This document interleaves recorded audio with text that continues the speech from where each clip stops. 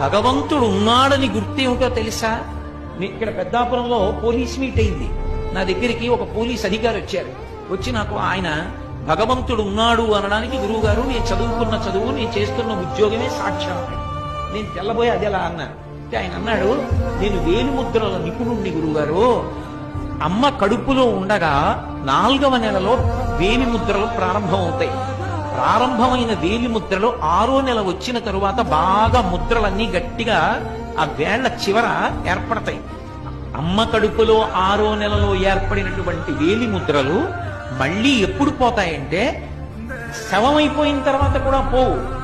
Decomposition అంటాం. Decomposition అంటే ఆ శరీరం ఇంకా చివికిపోయి బ్రహ్మాండంలో కలిసిపోవడానికి సిద్ధపడిపోతుంది, ఉబ్బిపోయి పగిలిపోవడానికి.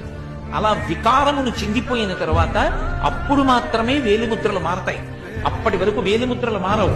ఒక్క వేలిముద్ర ఇలా పెడితే ఆ వేలిముద్ర ఎవరిదో తెలిసిపోతుంది. ఇంత చిన్న వేలు మీద గీతలు గీసినప్పుడు ఇన్ని కోట్ల మంది గీతలలో ఎవరికి గీసిన గీతలా ఇంకోటి గీతలు గీయకుండా గీయగలిగిన మహాశిల్పి ఒకడున్నాడు. వాడు లేకపోతే ఈ గీతలు ఎక్కడి నుంచి వచ్చాయి? వాడు ఉన్నాడనడానికి నువ్వు ఎక్కడికో వెళ్ళక్కర్లేదు. నీ వేళ్లు చాలు, వేలి మీద గీతలు చాలు. నేను ఎన్నో కాగితాల మీద ఎన్నో వ్రాతలు రాశాను. అవన్నీ నీళ్లు పడితే చిరిగిపోయి తడిసిపోయి అక్షరాలన్నీ కూడా ఇక కనపడకుండా పోయాయి. కానీ పుట్టినప్పటి నుంచి చేయి కడుగుతూనే ఉన్నాను.